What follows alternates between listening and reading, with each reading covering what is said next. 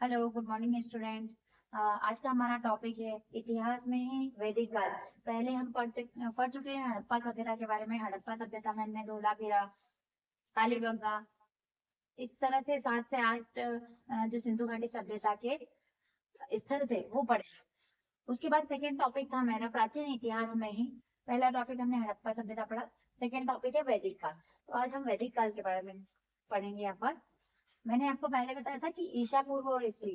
तो ईसा पूर्व और ईसवी में क्या डिफरेंस है? ईसा मसीह के जन्म के पूर्व का काल ईसा पूर्व और पश्चात का ईसवी कहलाएगा। तो यहाँ हम देख रहे हैं वैदिक काल। वैदिक काल आप नाम से ही समझ सकते हैं कि ये वेदों की रचना इस काल में हुई है, तो इसे हमने वैदिक काल कहा। वैदिक काल 1500 ईस्वी से लगा करके 1000 ईस्वी तक है। अब यहाँ पीछे हट रहा है तो हम इसको क्या बोलेंगे? ईस्वी, ईसा पूर्व, सॉरी, इसको क्या बोला हमने? ईसा पूर्व। ईसा पूर्व क्यों बोला? क्योंकि ये कहाँ जा रहा है? माइनस की ओर। माइनस की ओर जा रहा है, 1500 से 1000 की ओर जा रहा है, मतलब ये क्या हुआ? ईसा पूर्व। यहाँ क्या यूज करेंगे हम? BC, before Christ area. BC यहाँ पर हमने यूज किया। अब जो कि ये ईसा मसीह के जन्म के पूर्व की बात है, क्योंकि जन्म कब हुआ है? 525 ईस्वी में ईसा मसीह का जन्म हुआ। तो हम यहाँ पढ़ रहे हैं 1500 से लगा करके 1000 ईसा पूर्व, बीसी, है ना। तो ये वैदिक काल की रचना कब हुई? 1500 से 1000 ईसा पूर्व। यहाँ पर हम देखेंगे वैदिक काल में जो लोग होते थे वो सिंधु और सरस्वती नदी के किनारे बसते थे। सिंधु और सरस्वती नदी के किनारे बसकर वो क्या काम करते थे? वेदों की रचना किया करते थे। वेदों की रचना में यहाँ पर हमने साहित्य धर्म से संबंधित वैदिक काल है। वैदिक काल के अंतर्गत हमने वेद देखे हैं, अभी तक पढ़ते आ रहे हैं। ऋग्वेद, सामवेद, यजुर्वेद, अथर्ववेद, 4 वेद पढ़ते आ रहे हैं। इसके अतिरिक्त ब्राह्मण ग्रंथ और उपनिषद जो थे वो भी किस काल में लिखे गए? वैदिक काल में लिखे गए। वैदिक काल में और क्या क्या हुआ? वैदिक काल में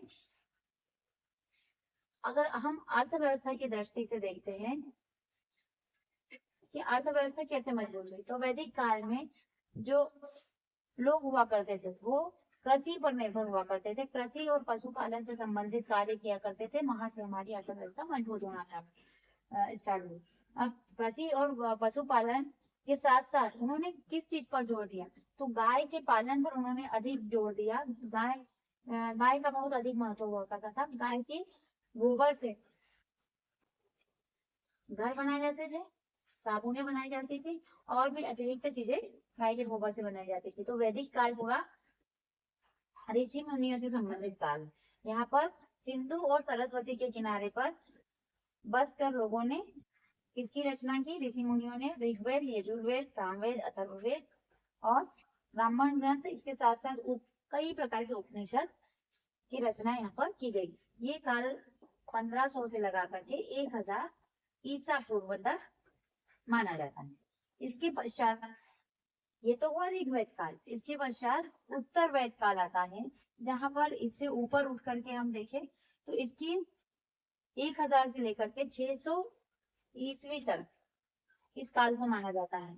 इस काल में आर्य लोग गंगा के मैदानों तक फैल गए और फैलते फैलते उन्होंने अपना विस्तार किया।